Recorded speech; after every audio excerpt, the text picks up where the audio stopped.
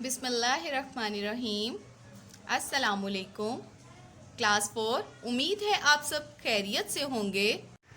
عزیز طالب علموں، آج ہم لوگوں نے سوال نمبر 2 کی دہرائی کرنی ہے۔ آپ دیکھیں سوال نمبر 2 یہاں پر ہے، الفاظ کے معنی لکھیں۔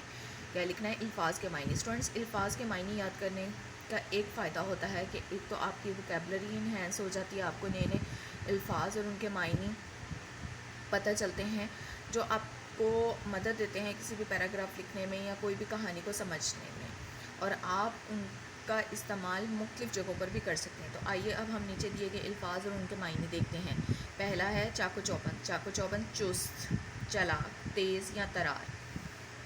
چہرہ شناس، چہرے سے دل کا حال جاننے والی۔ سماج، سماج معاشرے کو کہتے ہیں۔ عرس، عرس کسی بزرگ کی سالانہ مجلس جو تاریخ وفات پر منعقد ہو۔ موضوع، مضمون کا عنوان۔ نوید، خوشخبری۔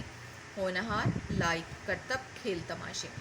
سوال نمبر 3 دیکھیں اسٹوڈنٹ۔ سوال نمبر 3 میں کہتا ہے جشن بہاراں کب اور کہاں منایا جاتا ہے؟ اس میں کیا کیا ہوتا ہے مختصراً تحریر کریں۔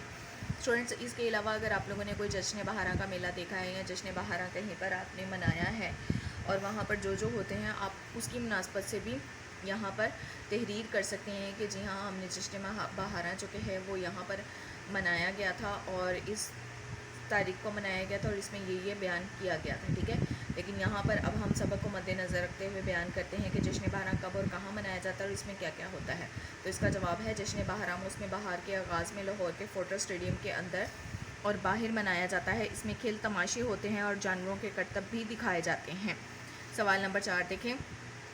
سوال نمبر 4 میں وہ کہتا ہے اس سبق سے 5 فعل چن کر لکھیں۔ اسٹوڈنٹ، سب سے پہلے آپ کو پتہ ہونا چاہیے کہ فعل کسے کہتے ہیں۔ فعل کسی بھی کام کا کرنا یا ہونا زمانے کے لحاظ سے پایا جائے اسے ہم فعل کہتے ہیں۔ تو اس سبق کو آپ نے مد نظر رکھنا ہے، اس سبق کو آپ نے پڑھنا ہے۔ پڑھنے کے بعد جب آپ اس کی ریڈنگ کریں گے تو جہاں جہاں آپ کو لگ رہا ہے کہ یہ لفظ جو کہ وہ فعل ہے وہ آپ نے چن کر لکھنے ہیں۔